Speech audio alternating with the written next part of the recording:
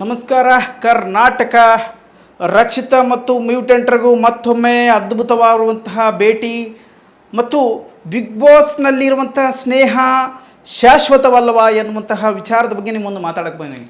ಯಾಕಪ್ಪ ಇವತ್ತು ಕರ್ನಾಟಕದೊಳಗೆ big boss season 12ರ ಸ್ಪರ್ಧಿಗಳ ಸುದ್ದಿಯೇ ಎಲ್ಲೆಡೆ ಹೋಗುತ್ತಿರುವಂಥದ್ದು ನಿಮ್ಗೆಲ್ಲರಿಗೂ ಗೊತ್ತದ.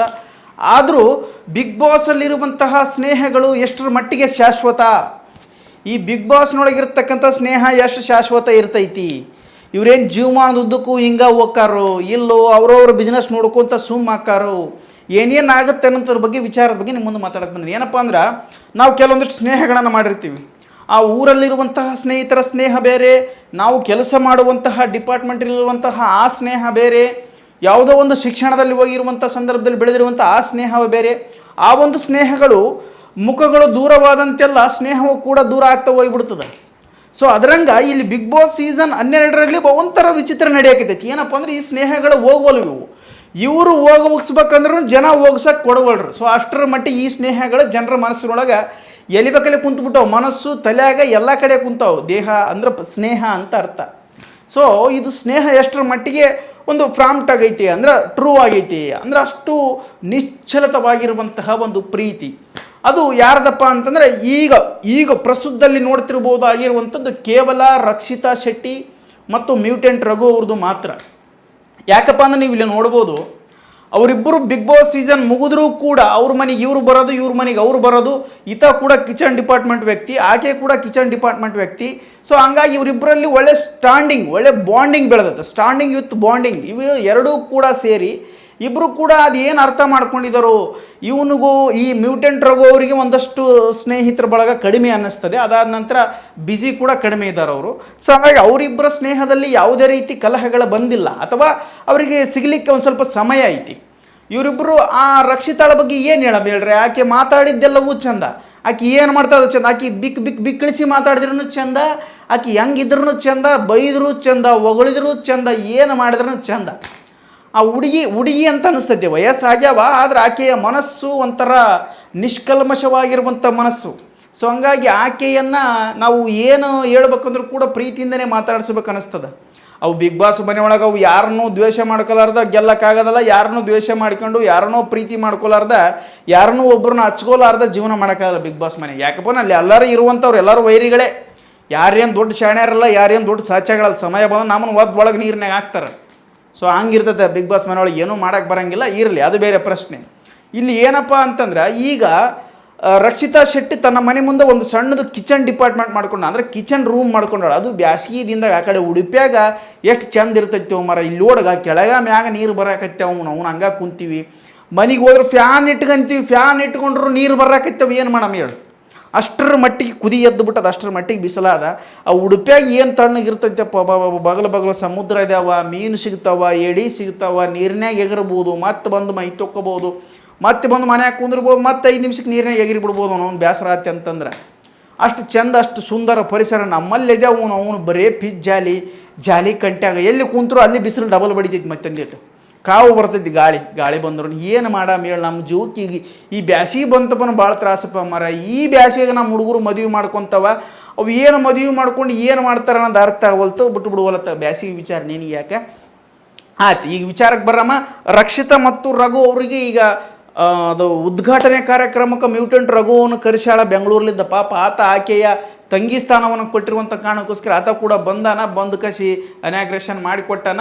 ಮತ್ತು ಇಬ್ಬರು ಕೂಡ ಒಂದಷ್ಟು ಮಾತುಕತೆ ನಡೆಸ್ಯಾರ. ಅಲ್ಲಿ ಪಟಾಕಿ ಕಿಚನ್ ಅಂತ ಹೆಸರಿಟ್ಟಾರ, ಅದಕ್ಕೆ ಪಟಾಕಿ ಕಿಚನ್ ಅಂತ ಹೆಸರಿಟ್ಟಾರ. ಸೊ ಅದು ರಕ್ಷಿತಾ ಶೆಟ್ಟಿಗಳ ಮುಂದಿನ ಜೀವನ. ಅಂದರೆ ಅವರು ಅದೆಲ್ಲ ನೋಡಿದೆ ನಾನು ವಿಡಿಯೋ. ಅವರಿಬ್ಬರು ಬಾಂಡಿಂಗ್ ತುಂಬ ಚೆನ್ನಾಗಿತ್ತು. ಎಷ್ಟು ಚೆನ್ನಾಗಿ ಅರ್ಥ ಮಾಡ್ಕೊಂಡ್ರಂದ್ರೆ ಪ್ರೀತಿಯಿಂದನೇ ಬೈತಾನೆ ಮ್ಯೂಟೆಂಟ್ ರಘು ಯಾರಿಗೆ, ಈ ರಕ್ಷಿತಾಗ. ಆಯಿತು ಹೇಳು, ಅದೇನು ಹೇಳ್ಬೇಕಂತ ಈಗ ಪಟ ಹೇಳು ಅಂತಾನೆ.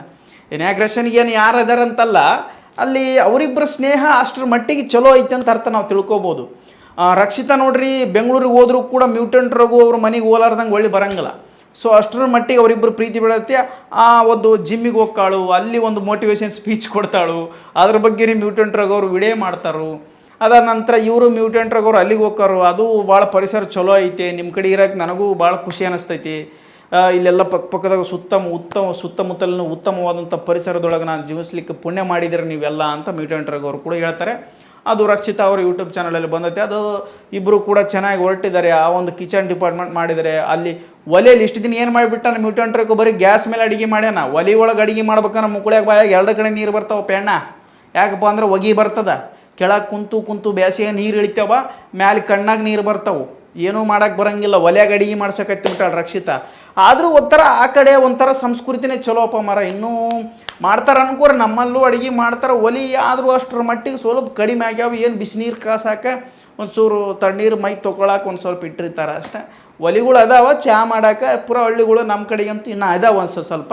ಇನ್ನು ಉಳಿದ ಕಡೆಗಂತೂ ಇಲ್ಲ. ಈಗಂತೂ ಗ್ಯಾಸ್ ರೇಟ್ ಜಾಸ್ತಿ ಆಗಿ ಹೋಗೈತೆ ಅಂತೇಳಿ ಈ ಇರಾನ್ ಮತ್ತು ಅಮೇರಿಕ ದೇಶದೊಳಗೆ ಅವನು ಹತ್ತಿ ಬಿಟ್ಟೈತೆ ಅದಕ್ಕೆ ಅಂತೇಳಿ ಇಲ್ಲಿ ಪುಂಗಿ ಬಂದಾಗಿ ಹೋಗೈತೆ ಎಲ್ಲ. ನೋಡ್ರಿ ಅಲ್ಲಿ ಎಫೆಕ್ಟ್, ಅಲ್ಲಿ ನಡೆಯಕ್ಕೆ ಯುದ್ಧ, ಇಲ್ಲಿ ಎಫೆಕ್ಟ್ ಆಗೈತೆ. ಇನ್ನು ಇವರಿಬ್ಬರದ್ದು ಬಿಟ್ಬಿಡಮ್. ಈ ಸ್ನೇಹಗಳು ಬಿಗ್ ಬಾಸ್ನಲ್ಲಿ ಯಾವುದೂ ಕೂಡ ಶಾಶ್ವತ ಅಲ್ಲ.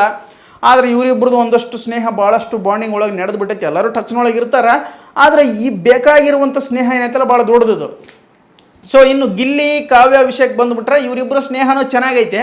ಬಟ್ ಅವ್ರಿಗೆ ಸಿಗಾಕ ಟೈಮ್ ಇಲ್ಲ, ಅಷ್ಟು ಬ್ಯುಸಿ ಅದಾನ ಗಿಲ್ಲಿ ನಟ. ಫುಲ್ ಕ್ರೇಜ್ ಇರುವಂತಹ ನಟ ಈಗ ಸದ್ಯವ. ಕಾಮಿಡಿದೊಳಗೆ ತಗೋ, ಹೀರೋದೊಳಗೆ ತಗೋ, ಯಾವುದ್ರಾಗ ತಗೋ ಎಲ್ಲದ್ರಿಗೂ ಗಿಲಿನ ಎಲ್ಲ ಸ್ಟಾರ್ಗಳಿಗೂ ಕೂಡ ಬೇಕಾಗಿರುವಂಥ ವ್ಯಕ್ತಿ ಇವತ್ತು ಗಿಲ್ಲಿ ನಟ ಆಗಿಬಿಟ್ಟಾನ. ಸೊ ಹಂಗೆ ಆತ ಬ್ಯುಸಿ ಇರುವಂಥ ಕಾರಣಕ್ಕೋಸ್ಕರ ಈ ಕಾವ್ಯ ಗಿಲ್ಲಿಗೆ ಮೀಟ್ ಮಾಡೋಕ್ಕೇನು ಸಮಯ ಸಿಕ್ಕಿಲ್ಲ ಅಂತ ನನಗೆ ಅನಿಸುತ್ತೆ. ಏನು ಸಮಯ ಸಿಕ್ಕಿದ್ರು ಅವ್ರಿಗೆ ಭೇಟಿಯಾಗಿಲ್ಲ ಗೊತ್ತಿಲ್ಲ.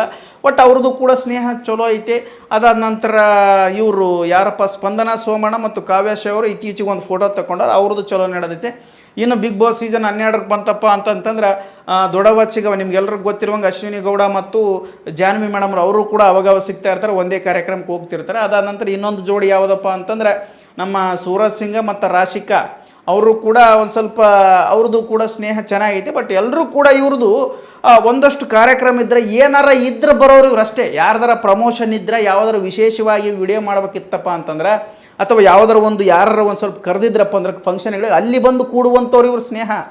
ಬಟ್ ಮ್ಯೂಟೆಂಟ್ರಿಗೂ ರಕ್ಷಿತಾ ಸ್ನೇಹ ಏನೈತಲ್ಲ ಅದ್ಭುತವಾಗಿರುವಂಥ ಸ್ನೇಹ ಇದು. ಆಕಿ ಕೆಲಸಕ್ಕೆ ಅವ ಒಕ್ಕನು, ಅವನ ಕೆಲಸಕ್ಕೆ ಆಕಿ ಬರ್ತಾಳು. ಸೊ ಅಷ್ಟು ಪ್ರೇಮವಾಗಿರುವಂಥದ್ದು ಅಣ್ಣ ತಂಗಿ ಸ್ನೇಹ ಇದೇ ರೀತಿಯಾಗಿರಲಿ. ಕನ್ನಡದ ಜನತೆ ನಿಮಗೆ ಆಶೀರ್ವಾದ ಮಾಡ್ಯಾರ. ನೀವು ಗೆದ್ದಿಲ್ಲ ಆದರೆ ಕನ್ನಡಿಗರ ಮನಸ್ಸನ್ನು ಗೆದ್ದಿರಿ. ಅದನ್ನು ತಿಳ್ಕೋರಿ. ರಕ್ಷಿತಾ ಇವತ್ತಿಗಲ್ಲ ಯಾವತ್ತಿಗೋದ್ರೂ ಕೂಡ ಆಕೆ ಕ್ರೇಜ್ಗಳು ಕಡಿಮೆ ಆಗಲ್ಲ. ಗಿಲ್ಲಿ ಕ್ರೇಜ್ ಬಿಡ್ತಪ್ಪ ನೆಕ್ಸ್ಟ್ ಕ್ರೇಜ್ ಇರೋದೇ ರಕ್ಷಿತಾ ಶೆಟ್ಟಿಗೆ. ಸೊ ಹಂಗಾಗಿ ಅವರಿಬ್ಬರದು ಕೂಡ ಒಳ್ಳೆಯ ಸ್ನೇಹ ಬಾಂಡಿಂಗ್ ನಡೆದೈತೆ. ಹೊಸ ಪಟಾಕಿ ಕಿಚನ್ ಎನ್ನುವಂತಹ ಒಂದು ಅಡುಗೆ ಮನೆ ತೆಗೆದಾಳ. ಅಲ್ಲಿ ಅಡುಗೆ ಮಾಡ್ತಾಳಂತ, ಏನೋ ಖುಷಿ ಪಡ್ತಾಳಂತ ರಕ್ಷಿತಾ. ಆಕೆ ಹೇಳ್ತಿರ್ತಾಳೆ ಒಂದೊಂದು ಅರ್ಥ ಅಥವಾ ಒಂದೊಂದು ಅರ್ಥ ಆಗಿಲ್ಲ. ನಾನು ಹೇಳೋದು ನಿಮ್ಗೆ ಒಂದೊಂದು ಅರ್ಥ ಆಗುತ್ತೆ, ಒಂದು ಅರ್ಥ ಆಗಲ್ಲ. ನನಗೂ ಅರ್ಥ ಆಗ್ತೈತೆ. ಸೊ ಅದ್ರಂಗೆ ಅವರಿಬ್ಬರು ಬಾಂಡಿಂಗ್ ನಡೆದತ್ತೆ. ಚಲೋ ನಡೆದತ್ತೆ. ಚಲೋ ಇರಲ್ಲ ಅಂತ ಹಾರೈಸ್ತಾ ಈ ಸ್ನೇಹಗಳು ಕಳೆದು ಹೋಗೋದು ಬೇಡ, ಚಲೋನೇ ಇರ್ರಿ ನಿಮ್ಮ ಸ್ನೇಹಗಳು ಅಂತ ಹೇಳ್ತಾ ಈ ವಿಡಿಯೋ ಇಲ್ಲಿಗೆ ಮುಗಿಸಕತ್ತೀನಿ. ಧನ್ಯವಾದಗಳು.